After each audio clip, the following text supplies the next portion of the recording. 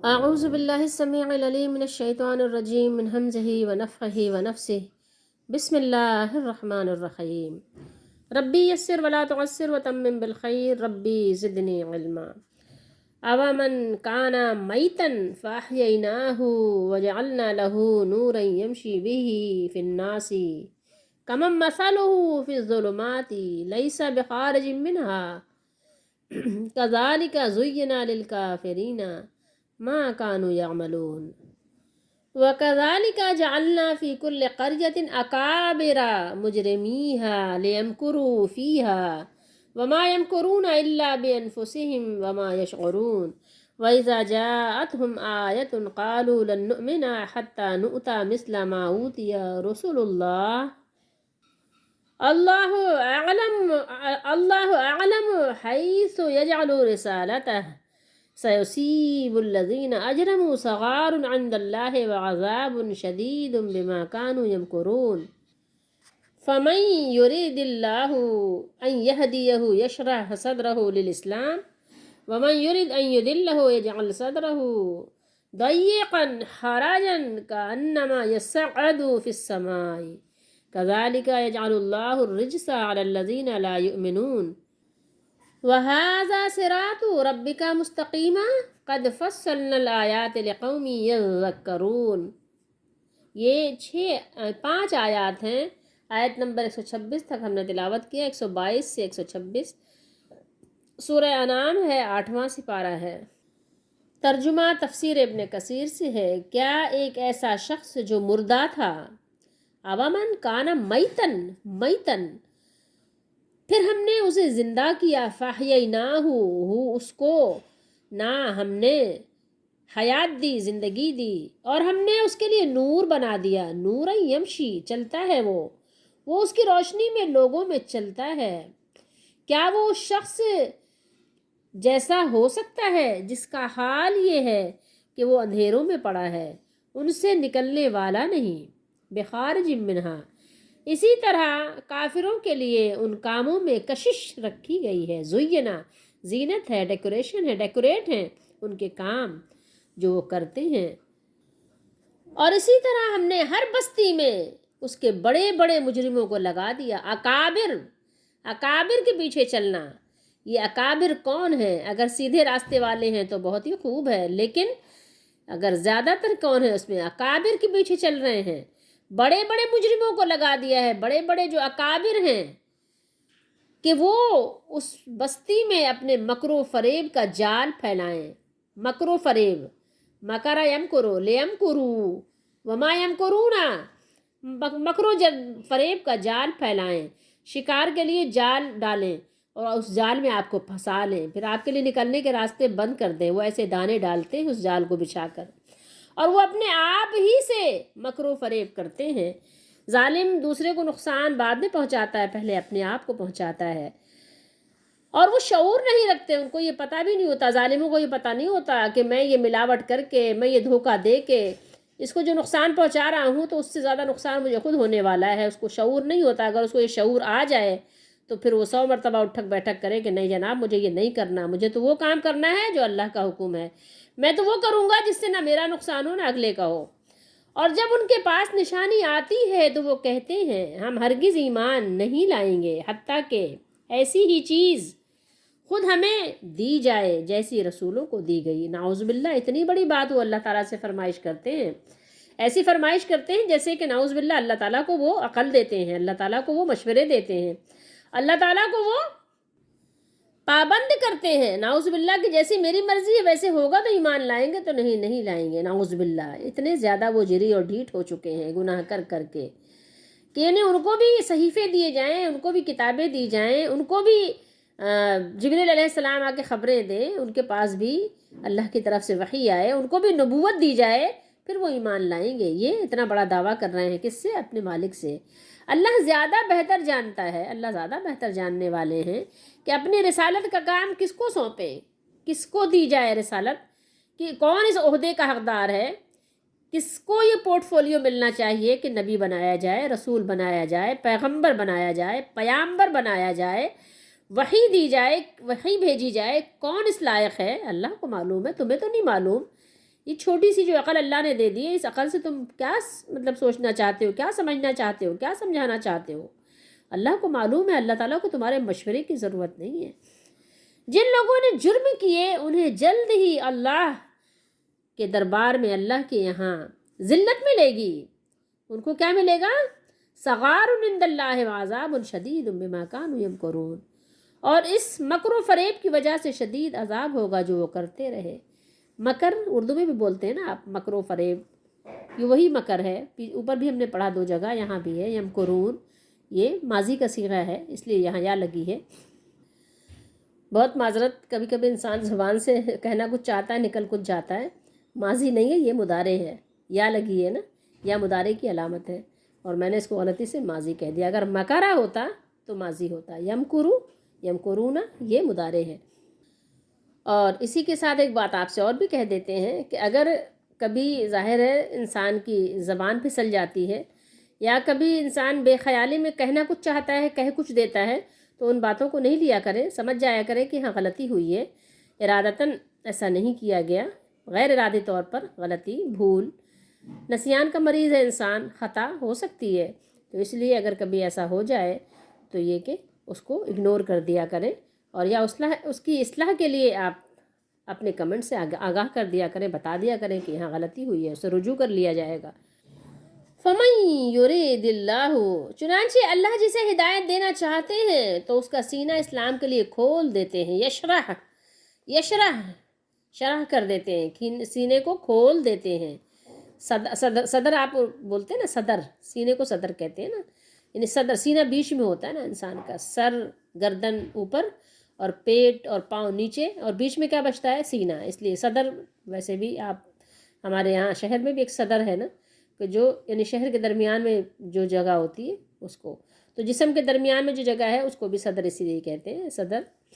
اللہ تعالیٰ اس کے سینے کو کھول دیتا ہے، اور جسے گمراہ کرنا چاہتا ہے، ارادہ فرماتا ہے، وَمَن يُرِد، جس کے لیے اللہ تعالیٰ ارادہ فرما لے، ان يُضِلَّهُ، کہ اس کو چھوڑ ہی دے اس کے حال پر، اس نے اتنا اللہ کو ناراض کر دیا ہے تو اس کا سینہ بہت تنگ کر دیتا ہے اللہ تعالیٰ۔ سینہ اس کا کیا ہوتا ہے؟ بہت گھٹا ہوا ہوتا ہے، جیسے وہ آسمان میں چڑھ رہا ہو، اسی طرح اللہ ان لوگوں پر پلیدی، ناپاکی، گندگی مسلط کر دیتے ہیں جو ایمان نہیں لاتے۔ رجس کس کے پاس آتا ہے؟ جو لوگ ایمان نہیں لاتے، جو لوگ فجر کی نماز نہیں پڑھتے، شیطان، بخاری شریف کی حدیث شریف میں ہے، شیطان اس کی کان میں پیشاب کر دیتا ہے، اور پھر یہی نہیں بلکہ پھر سارا دن وہ سست رہتا ہے، کاہل رہتا ہے، جس سے اللہ کے نبی نے سستی اور کاہلی سے پناہ مانگی ہے۔ تو یہاں پر یہی رجس، ناپاکی اس پر مسلط کر دیتا ہے، اس پر شیطان مسلط رہتا ہے۔ جو لوگ ایمان نہیں لاتے ان سے دور رہا کریں، کیونکہ بروں کی صحبت بھی بری ہے۔ وَهَذَا صِرَاطُ رَبِّكَ مُسْتَقِيمًا، اور یہ آپ کے رب کا سیدھا راستہ ہے۔ ہم نے ان لوگوں کے لیے آیات کھول کر بیان کر دی ہیں جو نصیحت حاصل کرتے ہیں۔ اس سے پہلی آیات جو ہم نے تلاوت کی تھی، وہاں پر اللہ تعالیٰ نے جو جانوروں میں مردے ہوتے ہیں ان کا حرام ہے کھانا، وہاں ذکر فرمایا۔ یہاں مردہ کافر مردوں کا ذکر فرمایا کہ جو لوگ ایمان نہیں لاتے ان کے دل بھی مردہ ہیں، اور جب مردے سے مثال دی جاتی ہے تو اس کا کیا مطلب ہوتا ہے کہ مردہ ظاہر ہے کوئی بھی بات آپ کے سمجھنے سے اور کسی بھی بات پر آپ کے جو ہے ریسپانس کرنے سے معذور ہے، مجبور ہے۔ اسی طریقے سے اللہ تعالیٰ نے ان زندوں کو مردہ کہا ہے۔ مردے سے کیوں مشابہت دی ہے؟ کوئی وجہ ہوگی نا، اگر مردہ سنتا پھر ہے اور مردہ سب کچھ کر ہی لیتا ہے تو پھر مردہ کہنے کا کیا معنی ہوا؟ بے مقصد مثال ہو گئی نا۔ جب محمد رسول اللہ صلی اللہ علیہ وآلہ وسلم کافروں کے درمیان مبعوث ہوئے، تشریف لائے، تو اس وقت کافروں کا حال کیا تھا؟ کافر تھے، اللہ کی پہچان نہیں تھی، اللہ کا شریک ٹھہراتے تھے، سب مردوں کی طرح تھے، سب مرے ہوئے تھے۔ پھر اللہ تعالیٰ نے نبی صلی اللہ علیہ وسلم کے ذریعے سے جن جن لوگوں کے نصیب میں ایمان تھا ان کو ایمان ملا، وہ فرما بردار ہوئے تو وہ زندہ ہو گئے، اور ان کو روشنی مل گئی، ہدایت کی راہ پائی انہوں نے، اور ان کے دل جو ہے نور ایمان سے جگمگا گئے، ہر طرف روشنی پھیل گئی اور ہر طرف وہ روشنی پھیلانے لگے، اور جس کو ایمان نہیں ملا وہ اندھیروں میں پڑا رہا۔ یہاں پر ایک بات سمجھنے کے لیے ہمارے لیے بہت ضروری ہے کہ ہم غور کریں کہ ابھی بھی جو لوگ صرف زبان سے کہہ دیتے ہیں کہ وہ مسلمان ہیں اور ان کے عمل خالص کافروں کی طرح ہیں، تو وہ ابھی بھی مردوں ہی کی طرح ہیں اور دلالت و گمراہی میں تباہ و برباد اور حیران ہیں۔ لیکن وہ مومن جو اپنے دل و جان سے مسلمان ہیں، دل و جان سے ایمان لائے ہیں اور اتباع کرتے ہیں اپنے نبی محمد صلی اللہ علیہ وسلم کی، اللہ نے توفیق بخشی ہے ان کو، تو اللہ تعالیٰ نے ان کے لیے نور اور نور علی نور کر دیا ہے، وہ روشنی میں ہیں۔ اور وہی لوگ ہیں کہ جو راہ ہدایت پر ہیں اور جانتے ہیں کہ راہ راست پر کس طرح چلے اور کس طرح تصرف کرے۔ کچھ صحابہ اور تابعین کا قول ہے کہ اس آیت کریمہ میں نور سے مراد قرآن مجید ہے، اور کچھ کا قول ہے کہ نور سے مراد اسلام ہے، لیکن دونوں معنی صحیح ہیں۔ اسلام بھی نور ہے، قرآن بھی نور ہے۔ کمم مثلہ فی الظلمات، کہیں اس شخص جیسا ہو سکتا ہے وہ جو اندھیروں میں پڑا ہوا ہو۔ اندھیرے سے کیا مراد ہے؟ جہالتیں، خواہشیں، دلالتیں، اس میں کیا ہے؟ ڈوبا ہوا ہو، لیس بخارج منہا، اور وہ اس سے نکل ہی نہیں سکتے۔ کیسے نکلیں گے؟ نکلنا نہیں چاہتے۔ ان ظلمتوں اور دلالتوں سے نکلنے کے لیے اس کے پاس کوئی راستہ ہی نہ ہو، کیونکہ اس نے اپنے آپ کو اسی میں پھنسا لیا ہے۔ جال ایسا بن دیا گیا ہے کہ اس جال میں وہ ایسا گھس گیا ہے، ایسا پھنس گیا ہے کہ کدھر سے نکلے وہ؟ نکلنے کا صرف ایک راستہ ہے کہ توبہ کرے، اور تو کیا کرے؟ اس جال سے نکلنے کے لیے کیا ہے؟ اس کے پاس کوئی آلہ تو ہو جال کو کاٹ سکے، ہیں؟ اس کے پاس اس پر جو تالا لگا ہے، تالا توڑنے کا کوئی آلہ بھی تو ہو، تو جبھی تو ہوگا۔ تو آلہ کیا ہے؟ آلہ یہی ہے کہ توبہ کرے گا تالا ٹوٹ جائے گا، توبہ کرے گا جال کھل جائے گا۔ لیکن توبہ کب کریں گے؟ جب وہ اس کو غلط سمجھیں گے۔ وہ تو سمجھ ہی نہیں رہے، سمجھنے کی کوشش ہی نہیں کر رہے ہیں، مردوں کی طرح پڑے ہوئے ہیں۔ جیسے مردے اپنے لیے کچھ نہیں کر سکتے، ایسے یہ بھی کچھ نہیں کر سکتے، یہ بھی مردوں کی طرح ہیں۔ آیت کے اگلے حصے میں بتا دیا گیا ہے نا، کیا کذالک زینا، یوں ہی کافروں کی آنکھ میں ان کے اعمال کیا ہیں؟ مزین ہیں، خوبصورت ہیں۔ اب جب ایک شخص اپنے برے اعمال کو اچھا سمجھے تو آپ اس کو کیسے بتائیں گے کہ یہ برا ہے؟ کیسے غلط سمجھائیں گے؟ کیونکہ وہ سمجھنے کو تیار نہیں ہے۔ وہ تو کہہ رہا نہیں، میں تو بہت اچھا کرتا ہوں، میں تو بہت اصلاح کرنے والا ہوں، میں تو بہت خیرخواہ ہوں لوگوں کا، اور میں تو ظاہر ہے اللہ تعالیٰ کی نافرمانی کے کام کرتا ہی کوئی نہیں۔ تو اب بتائیں آپ اس کو کیسے سمجھائیں گے؟ کافر جو عمل کر رہے ہیں وہ ان کے لیے مزین کر دیے گئے ہیں۔ یہ بھی اللہ تعالیٰ کی طرف سے ایک ناراضگی ہے کہ انہوں نے اللہ کو ناراض کر دیا، اپنے مالک کو ناراض کر دیا، مالک نے ان کو دھتکار دیا، اپنے در سے نکال دیا۔ تو اس وجہ سے ظاہر ہے مالک کے در پر آئیں تو کیسے آئیں؟ وہ دھتکارے جا چکے ہیں۔ تو یہ سمجھنے کی چیز ہے، لا الہ الا ہو وحدہ لا شریک لہ۔ اس لیے مجھے اور آپ کو چاہیے کہ ہمیشہ اپنے اعمال پر غور کریں اور توبہ اور استغفار کریں، کہ بڑی بڑی ڈینگیں نہ مارا کریں لوگوں کے درمیان بیٹھ کے۔ لوگوں کو عادت ہوتی ہے نا، اپنی تعریف کے پل باندھتے ہیں، جہاں جس محفل میں مجلس میں بیٹھتے ہیں نا، بس جتنا اچھا میں ہوں، جتنی اچھی میں ہوں تو دوسرا ہے کوئی نہیں۔ اچھا آپ یہ بتائیں کہ کیسے وہ اپنے عمل کو اچھا سمجھتے ہیں؟ ایک مثال لے لیجئے، قبر پہ جا کے سجدہ کرتے ہیں، آپ کہیں گے تو کہیں گے بزرگوں کی محبت ہے۔ او بھائی، بزرگوں کی محبت تمہیں زیادہ کیسے ہو گئی؟ اپنی طرف سے کہاں سے لے آئے بزرگوں کی محبت میں؟ رسول اللہ صلی اللہ علیہ وسلم نے کیا حکم دیا ہے؟ آپ نے حکم دیا ہے کہ جا کے قبروں کو سجدہ کرو؟ اپنی طرف سے بات نکال لی کہ سجدہ کر رہے ہیں تو ان نے سجدہ نہیں ہے، یہ بزرگوں سے محبت ہے۔ نعوذ باللہ، اپنی طرف سے یہ آپ کی بات ہے جس کو آپ نے خوبصورت بنا لیا۔ اسی طریقے سے قبروں پہ چادر چڑھاتے ہیں، اسی طریقے سے جلوس نکالتے ہیں، اسی طریقے سے پتہ نہیں کیا کیا رسمیں نکال لی ہیں دین میں، اور کہتے ہیں کہ یہ تو جناب اچھا کام ہے، اچھی بدعت۔ اچھی بدعت کہاں سے لے آئے بھائی؟ بدعت تو بدعت ہے، رسول اللہ نے فرمایا کلو بدعت، تمام بدعت کو آپ نے دلالت فرمایا، تو اب کہاں سے آپ لے آئے؟ ہاں یہ بات ہے کہ جو کوئی سنت مٹا دی گئی ہے اس کو آپ نے جاری کر دیا، وہ اور بات ہے۔ بہرحال اسی طرح بہت ساری مثالیں ہیں جو ہم یہاں پر آپ کو نہیں بتا سکتے، اس لیے نہیں بتا سکتے کہ ہمارا وقت ہمیں اجازت نہیں دیتا۔ اکابرہ، اکابر کیا چیز ہے؟ یہ اکبروں کی جمع ہے، ٹھیک ہے، ایک بڑے کی بات نہیں ہو رہی، تمام بڑوں کی بات ہو رہی ہے۔ اکابر یہ ہے اکبروں کی وزن پر، اکبروں، اور جیسے آپ بولتے ہیں نا افعالو اکبروں، تو یہ جمع ہے اس کی اکابر، ٹھیک ہے، اکابرہ۔ مجرمینہ، مجرمینہ، مجرم آپ ویسے بھی بولتے ہیں اردو میں بھی نا، تو مجرمینہ کا نون جو ہے وہ یا نون یہاں غائب ہے۔ غائب کیوں ہے؟ یہ کیونکہ اضافت ہوئی ہے نا، مجرم کی اضافت کہاں ہوئی ہے؟ ہا ضمیر کی طرف، ٹھیک ہے، تو اس لیے اس کے نون کو جو ہے وہ گھر بھیج دیا کہ آپ کے یہاں ابھی ضرورت نہیں ہے، مجرمی ہاں، تو مجرمینا کی جگہ نہ یہ مجرمیہا ہو گیا کیونکہ اضافت ہو گئی، ٹھیک ہے، مضاف مضاف الیہ بن گیا یہ۔ تو یہاں اللہ نے بتایا فی کل قریتن، ہر قریہ، قریہ کہتے ہیں کہ بستیوں کو، بستی، ہر قریہ، ہر بستی، ہر شہر، ہر علاقے میں جو چودھری ہوتے ہیں، سردار ہوتے ہیں، سائیں ہوتے ہیں، یہ ایس ایچ او ہیں، یہ ایم این اے ہیں، یہ پیر صاحب ہیں، یہ مولانا صاحب ہیں، یہ صوفی صاحب ہیں، بڑے لوگوں کے اتنے عہدے ہیں کہ آپ گننا چاہیں تو گنتے گنتے تھک جائیں، شمار کرنا مشکل ہو جائے۔ تو ایسے لوگوں کے پاس عہدے کے ساتھ ساتھ طاقت بھی بہت ہوتی ہے، پھر وہ کیا کرتے ہیں، اس اپنے طاقت کے نتیجے میں ایسے ایسے مکر و فریب اپنے اپنے قوت و اقتدار کے ذریعے سے لوگوں کو ایمان سے روکتے رہتے ہیں، کہتے میری مانو، ٹھیک ہے، کچھ لوگ مل کے کیا کرتے ہیں، کہتے ہیں بس غلط کو صحیح کر دیتے ہیں اور کہتے ہیں بس میری مانو۔ ہر ایک کی خواہش یہی ہوتی ہے کہ مجھے بڑا سمجھا جائے، بڑا مانا جائے، بس جو میں نے کہہ دیا، میری ہی رائے کو، میرے ہی قیاس کو، میری ہی بات کو فوقیت دی جائے، اہمیت دی جائے۔ اللہ کا حکم کیا ہے، قرآن کا حکم کیا ہے، سنت کا طریقہ کیا ہے، اس سے اس کو کوئی سروکار نہیں ہے، اور اپنے ہی کاموں کو بہت اچھا سمجھتے بھی ہیں۔ موسیٰ علیہ السلام کے زمانے میں فرعون تھا، ابراہیم علیہ السلام کے زمانے میں نمرود تھا، کبھی قارون، کبھی نمرود، کبھی حامان، کبھی ابرہہ، کبھی ابو جہل، اسی طرح کے لوگ انبیاء علیہم السلام کے مقابلے میں بھی آتے رہے اور ہر دور میں آتے رہے، مگر آخر کار انجام ایمان والوں کے غلبے پر ہوا۔ ایمان والوں کا غلبہ کیسے ہوتا ہے؟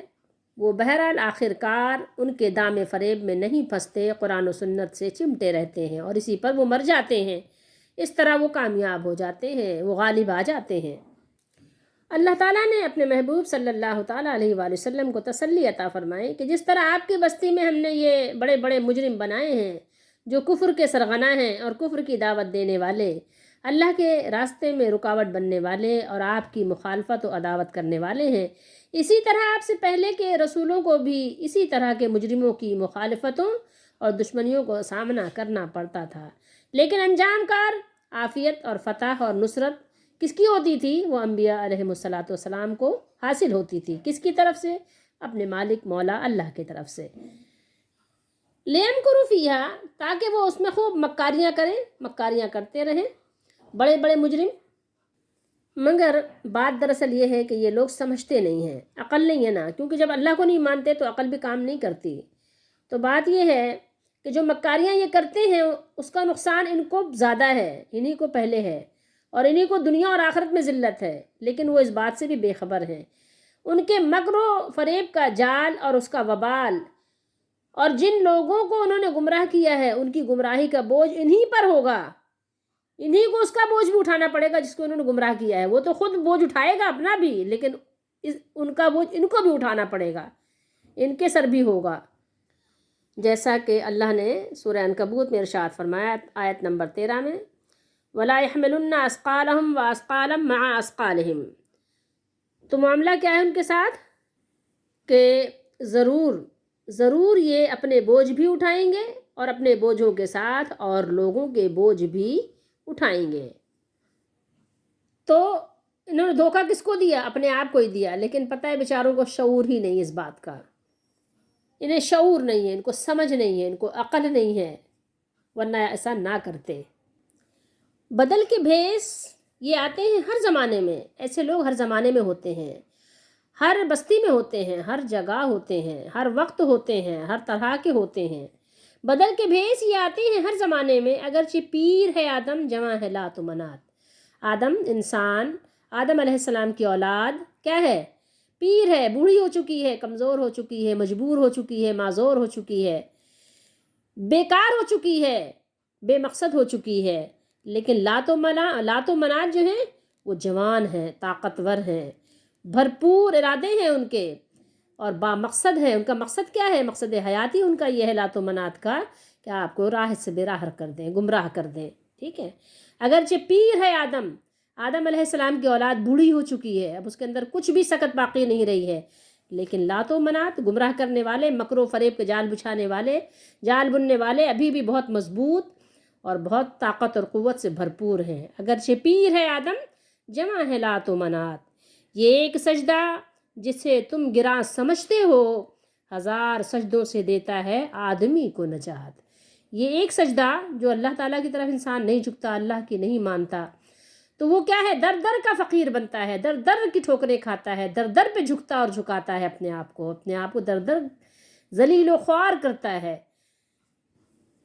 تو قرآن نازل کرنے والے مالک نے انسان کو سمجھایا اور بھرپور سمجھایا، ادب سکھایا، بھرپور سکھایا۔ اب آپ کی مرضی ہے، آپ چاہے اس سے نفع حاصل کرو یا اس کو آپ سائیڈ لائن کر دو۔ وَإِذَا جَاءَتْهُمْ آیَةٌ، آیت آپ جانتے ہیں نشانی کو کہتے ہیں۔ ان کا حال یہ ہے، کفار کے مکر و فریب کا عالم یہ ہے کہ جب بھی ان کے پاس، ان کے سامنے نبی صلی اللہ علیہ وسلم کی یا انبیاء علیہ السلام کے صدق کی دلیل آتی ہے، کوئی معجزہ ظاہر ہوتا ہے، تو کہہ دیتے ہیں کہ ہم تو اس وقت تک ایمان نہیں لائیں گے نعوذ باللہ جب تک فرشتے ہمارے پاس بھی اللہ تعالیٰ کی طرف سے رسالت لے کر نہیں آ جاتے، جس طرح وہ رسولوں کی طرف رسالت اور نبوت لے کر آتے ہیں۔ انا للہ و انا الیہ راجعون، یہ ہے ان کی گمراہی، یعنی ان کے پاس جب کوئی آیت آتی ہے، کوئی نشانی آتی ہے، تو کہتے ہیں جس طرح رسالت اللہ کے پیغمبروں کو ملی ہے، جب تک اسی طرح کی رسالت ہم کو نہ ملے ہم ہرگز ایمان نہیں لائیں گے۔ جب ان کے پاس کوئی نشانی، کوئی برہان اور کوئی قطعی دلیل آتی ہے تو کہتے ہیں کہ ہم تو نہیں مانتے، نعوذ باللہ۔ اب کیا کر سکتے ہیں آپ بتائیے، ایسے ڈھیٹ لوگوں کا کیا کریں گے، کیسے سمجھائیں گے؟ اللہ اعلم حیث یجعل رسالتہ، اللہ اعلم، اللہ خوب جاننے والے ہیں، اللہ خوب جانتے ہیں، اللہ خوب جانتا ہے، اللہ تعالیٰ ہی خوب جاننے والے ہیں، اور کون ہے؟ اللہ کو معلوم ہے کہ رسالت کا کون سا محل ہے، رسالت کہاں رکھنی ہے، رسالت کسے دینی ہے، پیغمبری کس کو عنایت فرمانی ہے۔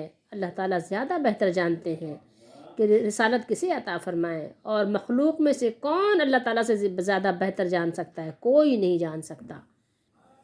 لوگوں کو چاہیے کہ وہ اللہ کو مشورے نہ دیا کریں کہ یہ نعمت کسے عطا کرنی ہے اور کس کو نہیں دینی، کسے امیر بنانا ہے، کسے غریب بنانا ہے، یہ رسالت مکے کے ایک یتیم کو یا مکے اور طائف کے کسی متکبر سردار کو دینی ہے، کس کو دینی ہے اللہ کو معلوم ہے۔ تم مشورے مت دو کہ کسی امیر پر کیوں نہیں آئی، کسی سردار اور رئیس پر کیوں نہیں رسالت، اس کو کیوں نہیں دی گئی، مکے کے یتیم نبی صلی اللہ علیہ وسلم کو کیوں دی گئی، تم مت بتاؤ اللہ کو یہ باتیں۔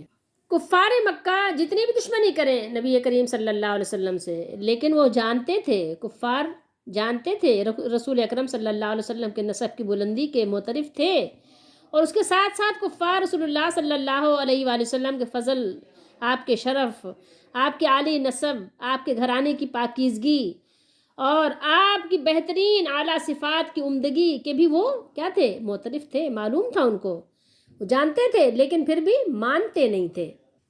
تو مجھے اور آپ کو کافروں کے طریق پر نہیں چلنا، مجھے اور آپ کو مومنوں کے طریق پہ، صحابہ کرام کے طریق پہ چلنا چاہیے۔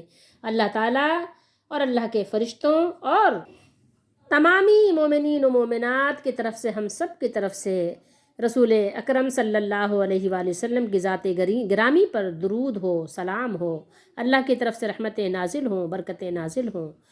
اللہم صلی علی محمد وعلی آل محمد۔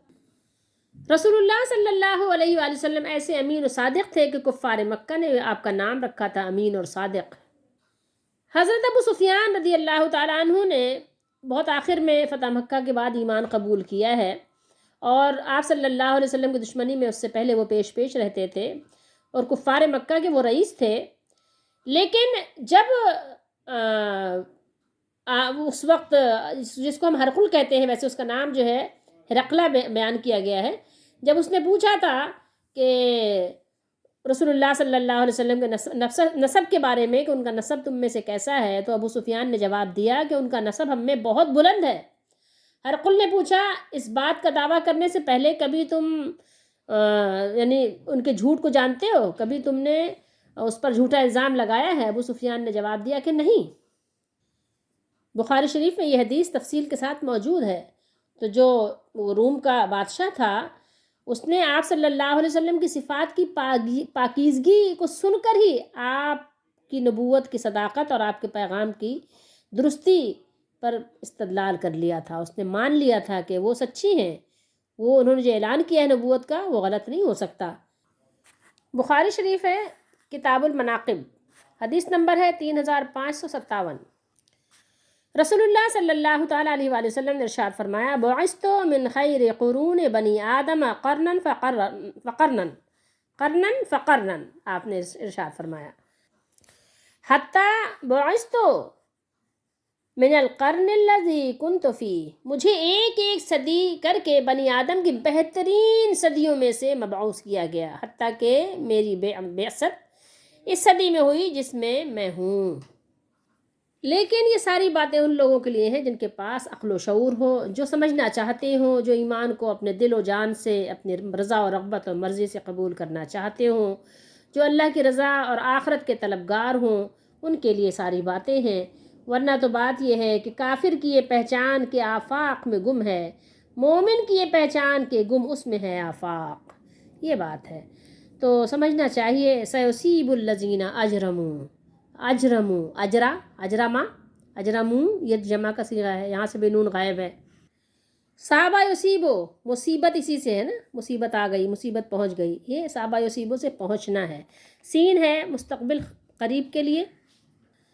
یہاں آگاہ بھی کیا جا رہا ہے، تنبیہ بھی کی جا رہی ہے، خبر بھی دی جا رہی ہے. جو لوگ جرم کرتے ہیں ان کو اللہ کے دربار میں ذلت اور عذاب شدید ہوگا، اور بہت جلد ہوگا، ان قریب ہوگا.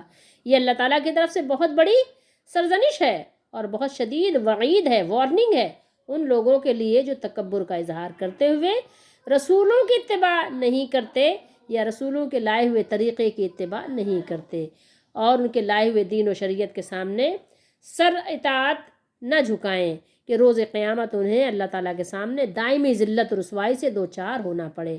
دنیا میں انہوں نے تکبر کو اختیار کیا تھا، اس لیے سزا کے طور پر اللہ تعالیٰ آخرت میں انہیں ذلت و رسوائی میں مبتلا کر دیں گے.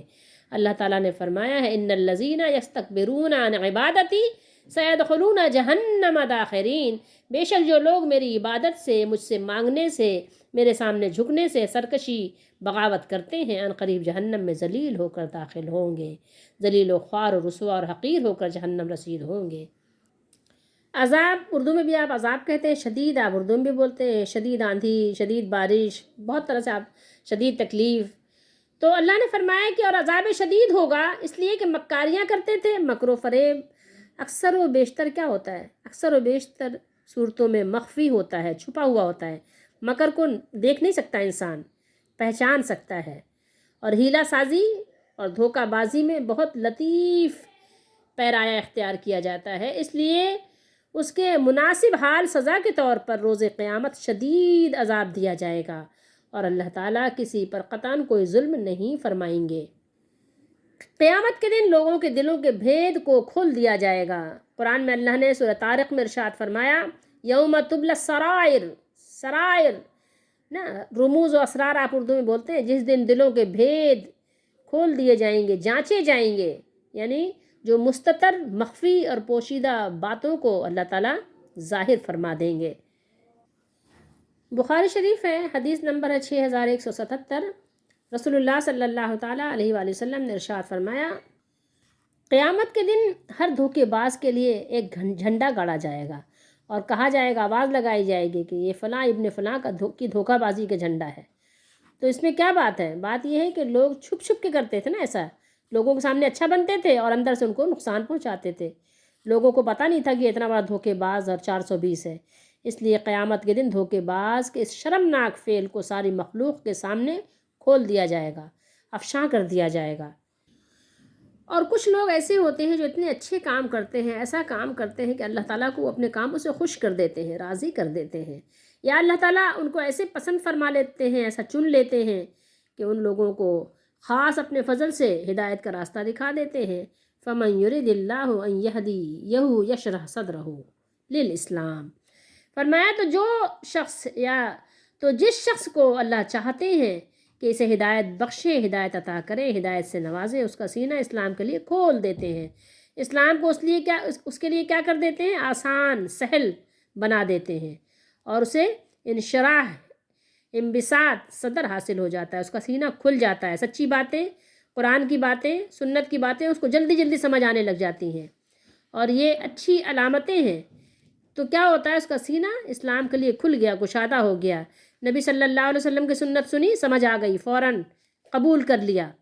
ورنہ کیا ہوتا ہے، لوگ ضد بحث کرنے لگ جاتے ہیں۔ تو بھلا جس شخص کا سینہ اللہ نے اسلام کے لیے کھول دیا ہو اور وہ اپنے رب کی طرف سے روشنی پر ہو، تو کیا وہ اس طرح ہو سکتا ہے جو اندھیریوں میں بھٹک رہا ہو؟ نہیں، ایسا نہیں ہے۔ اسلام کا لفظی اور لغوی معنی پہلے بھی ہم نے آپ کو بتایا ہے کہ اس کا لفظی معنی ہے، لغوی معنی ہے کہ تابع ہو جانا، فرما بردار ہو جانا، اپنے آپ کو کسی کے سپرد کر دینا۔ تو یہاں پر کسی کے سپرد سے مراد کیا ہے؟ اللہ اس کے رسول کے حوالے کر دینا، جو اللہ نے فرمایا حق، جو رسول اللہ صلی اللہ علیہ وسلم نے بتایا وہ بھی اللہ کی طرف سے بتایا حق، سچ، بس اسی کے سپرد کر دینا اپنے آپ کو۔ حرجن، حرج آپ اردو میں بھی بولتے ہیں نا، کہتے اس میں کیا حرج ہے؟ تو حرج کا مطلب ہوتا ہے یعنی اس میں کیا تنگی ہے، اس میں کیا یعنی گھٹیا پن ہے، اس میں کیا نقصان ہے۔ تو حرج کا معنی نہایت تنگ، گھٹا ہوا، یعنی جس میں گھٹن ہو، ٹھیک ہے۔ اور درختوں کا وہ جھنڈ جس میں کوئی چیز داخل نہ ہو سکے، اس کے لیے بھی استعمال کر لیتے ہیں۔ یسعدو، سعیدہ یسعدو، یہ باب سمعہ سے ہے، باب تفعل کا مضارع ہے۔ یسعدو اصل میں تھا یتسعدو، ٹھیک ہے۔ زبردستی اور مشکل، ٹھیک ہے، گویا کسی کی زبردستی سے آسمان پر چڑھ رہا ہے، مشکل سے چڑھ رہا ہے، اس کی پرواز بہت مشکل ہے۔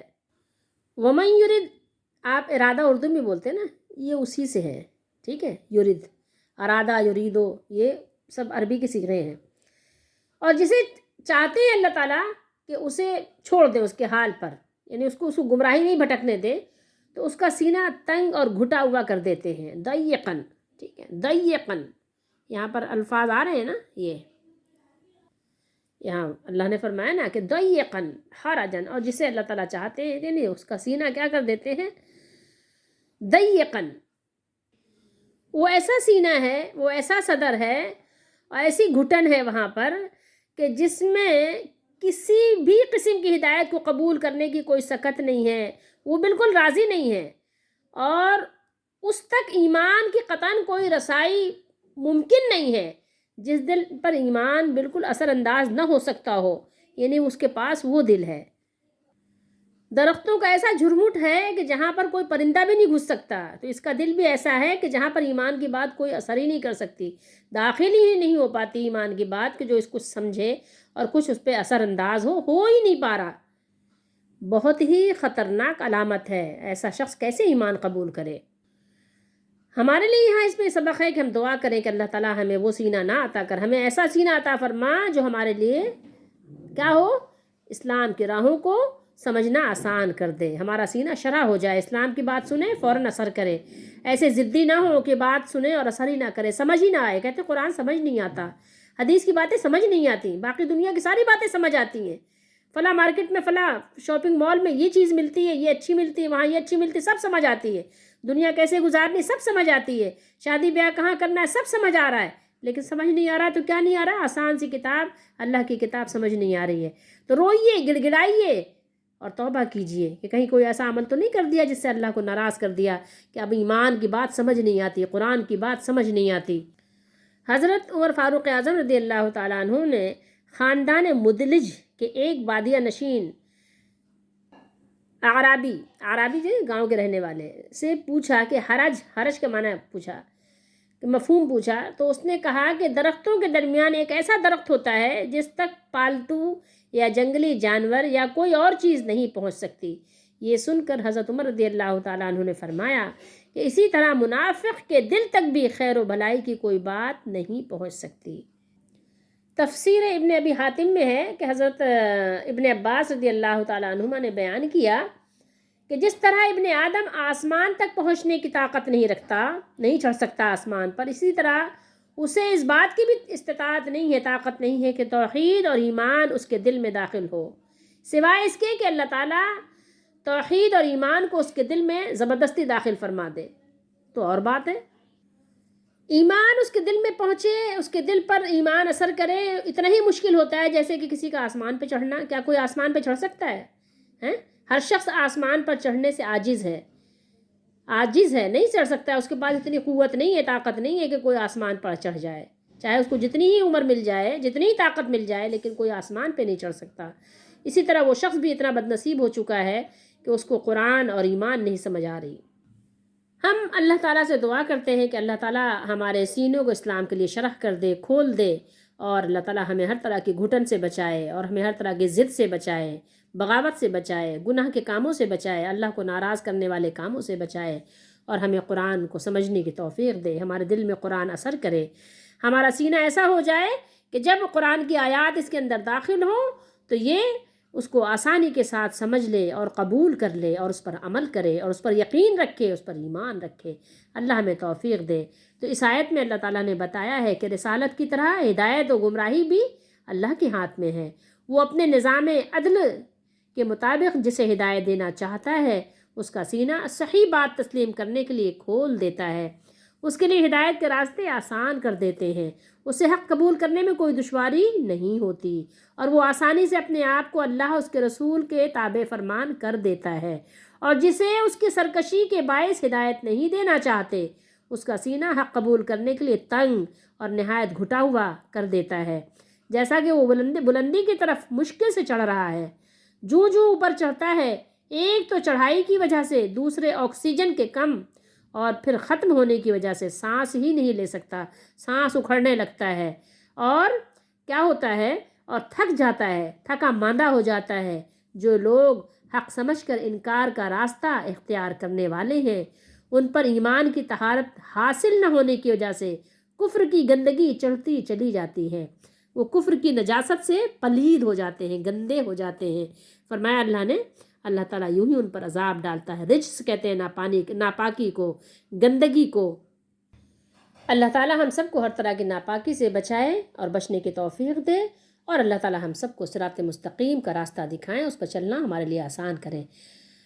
وَهَذَا صِرَاطُ رَبِّكَ مُسْتَقِيمًا، اللہ تعالیٰ نے ارشاد فرمایا کہ اللہ تعالیٰ جب گمراہوں کی روش اور اس کے رستے سے روکنے والوں کے طرز عمل کا ذکر کیا تو اب اس کے بعد اس فضل اور شرف کا ذکر فرمایا ہے جس کے ساتھ اس نے اپنے رسول کو ہدایت اور دین حق عطا کر کے سرفراز فرمایا، اور یہاں فرمایا وَهَذَا صِرَاطُ رَبِّكَ مُسْتَقِيمًا، اور یہی آپ کے رب کا سیدھا راستہ ہے، مستقیمہ۔ اے محبوب، اے نبی، اے محمد صلی اللہ علیہ وآلہ وسلم، یہ دین جو ہم نے آپ کو عطا کیا ہے اور یہ قرآن جو ہم نے آپ پر نازل کیا ہے، یہی اللہ تعالیٰ کا سیدھا راستہ ہے۔ قد فصلنا الآیات، بلا شبہ تحقیق کے ساتھ یہ بات کہی جا رہی ہے کہ ہم نے اپنی آیتیں کھول کھول کر بیان کر دی ہیں، پھر بھی لوگ نہیں سمجھتے، اور نہایت وضاحت اور صراحت کے ساتھ انہیں بیان کر دیا ہے، پھر بھی نہیں سمجھ آ رہی ہے۔ کس کے لیے؟ لقوم یذکرون، تو بات صاف ہو گئی نا، یہ اس کے لیے جو سمجھنا چاہتا ہے، جو سمجھنا ہی نہیں چاہتا اس کے لیے کیسے آسان ہوگا، وہ تو پکڑ پکڑ کے روکے گا کہ قرآن نہ پڑھو، قرآن نہ سمجھو، کیونکہ قرآن مشکل ہے۔ مشکل کیوں ہے؟ اس لیے کہ بہت سارے لوگوں کی دکانیں بند ہو جائیں گی اگر آپ کو قرآن سمجھ آنے لگ گئی، کیونکہ وہ اکابر ہیں نا، وہ تو مکر کے جال پھیلا رہے ہیں، اس لیے کہہ رہے ہیں قرآن نہ پڑھو۔ لیکن اللہ نے فرمایا ہے کہ ہم نے اپنی آیتیں وضاحت اور صراحت کے ساتھ مفصل، قد فصلنا الآیات، بیان کر دیا ہے۔ کس کے لیے؟ لقوم یذکرون، ان کے لیے جو لوگ نصیحت حاصل کرتے ہیں، جن میں فہم و فراست ہے، جن میں بصیرت ہے، اور وہ اللہ اور اس کے رسول کی باتوں کو سمجھنے کی کوشش کرتے ہیں اور سمجھتے ہیں۔ اب آئیے ان 5 آیات میں اپنے لیے سبق نکالتے ہیں۔ سب سے پہلی بات یہ ہے کہ اللہ تعالیٰ نے فرمایا کہ کیا وہ جو مردہ تھا، ٹھیک ہے، مردہ، میتہ فرمایا، موت سے مثال کیوں دی؟ یہ سمجھنے کی بات ہے کہ دیکھیں جو مردہ ہے نہ وہ اپنے لیے فائدہ مند ہے، نہ وہ اس کا ایمان لانا کوئی نفع بخش ہے، اور نہ وہ آپ کے لیے آپ کا بوجھ اٹھا سکتا ہے، کچھ آپ کی مدد کر سکتا ہے۔ دیکھیں کافر جو چلتا پھرتا ہے، اللہ تعالیٰ نے اس کو مردہ کیوں کہا؟ اس لیے کہ مردہ بھی آپ کو پتہ ہے کہ وہ بھی ہر طرح سے عاجز ہے، وہ آپ کی دعا کا محتاج ہے۔ تو یہاں پر جہالت کو، کفر کو، جو لوگ جہالت اور کفر میں بھٹک رہے ہیں اور محروم ہے ہدایت سے، اللہ تعالیٰ نے ان کو مردہ قرار دیا، ٹھیک ہے۔ تو اب جو لوگ مردوں سے، مرنے والوں سے مدد مانگتے ہیں، ان کے لیے بھی یہاں ایک سبق ہے کہ بتائیے وہ تو پہلے ہی مردہ ہیں، اسی لیے تو مردوں کی مثال دی جا رہی ہے کہ جو لوگ، جو انسان جو پہلے کفر و جہالت کی موت مر چکے ہوں، سوچئے کہ جب وہ زندگی میں مر چکے ہیں تو مرنے کے بعد وہ آپ کو کیا نفع دیں گے۔ اور ہمارے لیے اس میں کیا سبق ہے؟ یہ سبق ہے کہ دیکھیے، آپ کی اس دنیا کی ظلمت کدے میں آپ کے پاس یہ روشن قرآن کی شمع موجود ہے، اس روشنی سے فائدہ اٹھائیے اور اپنی منزل مقصود کی طرف چلنے کے لیے اس کو مشعل راہ بنا لیجئے۔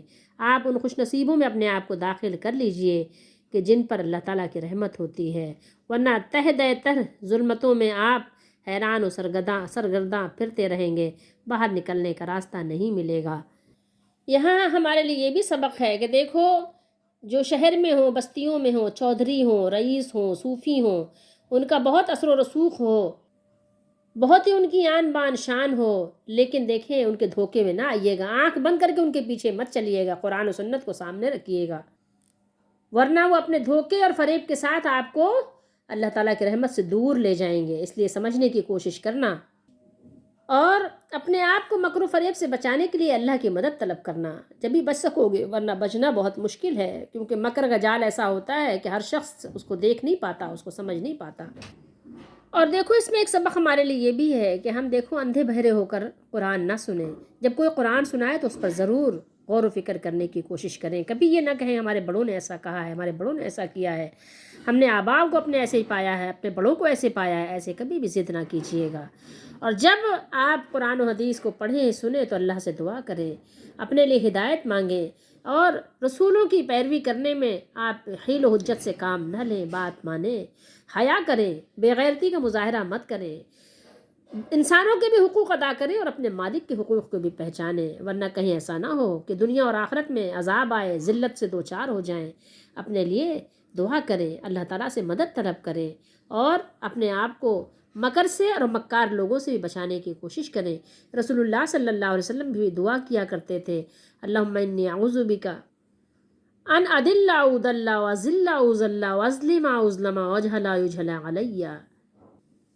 تو آپ بھی اپنے لیے دعا کیا کریں کہ اللہ، میں آپ کی پناہ چاہتا ہوں، میں آپ کی پناہ چاہتی ہوں کہ میں خود گمراہ ہوں یا مجھے کوئی گمراہ کر دے، میں خود جو ہے ذلیل ہو جاؤں یا کوئی مجھے ذلیل کر دے، میں خود اپنے اوپر ظلم کروں یا کوئی مجھ پر ظلم کرے، میں خود جاہل ہو جاؤں، اپنے لیے جہالت کا سامان کروں، جاہل ہو جاؤں، جہالت پھیلاؤں، یا کوئی میرے ساتھ جہالت کرے۔ اللہ، میں آپ کی پناہ چاہتا ہوں۔ اللہ تعالیٰ آپ میرے سینے کو شرح کر دیجئے کہ میں قرآن کو سمجھوں، آپ میرے سینے کو شرح کر دیجئے کہ میں دین اسلام کی باتوں کو سمجھوں، آپ میرے لیے سینے کو شرح کر دیجئے کہ میں سنت کو سمجھوں، رسول اللہ صلی اللہ علیہ وسلم کے فرامین کو، صحابہ کرام کے فہم کو سمجھوں۔ اے اللہ، مجھے میرے سینے کی تنگی سے بچا لیجئے، مجھے گمراہی سے بچائیے، مجھے شیطان کی چالاکیوں سے، اس کی عیاریوں سے، اس کی مکاریوں سے بچائیے۔ اے اللہ، ہمیں ہدایت کی بلندیوں پہ پہنچا دیجئے، اللہ تعالیٰ ہمیں بلند کر دیجئے، ہمیں بلندی عطا فرما دیجئے، اور ہمیں ہر طرح کے رجس، ناپاکی سے، ہر طرح کی پلیدی سے بچا لیجئے۔ اللہ، آپ ہمیں ایمان کی توفیق دیجئے، ایمان والوں میں قبول کیجئے، ایمان والوں میں اپنے دربار میں لکھ لیجئے، اور مجھے صراط مستقیم پر استقامت دیجئے، قائم دائم کر دیجئے، اور قرآن مجید کی آیات کو ویسے سمجھنے کا ہمیں اللہ تعالیٰ شوق ذوق دیجئے، توفیق دیجئے جیسے سمجھنے کا حق ہے، اس میں غور و فکر کی ہمیں توفیق عطا کر دیجئے۔ مولا، توفیق نہیں ملتی لیکن جس کی طرف آپ رہنمائی کریں۔ اللہ تعالیٰ آپ میری مدد فرمائیں، ہماری دعاؤں کو قبول فرمائیں۔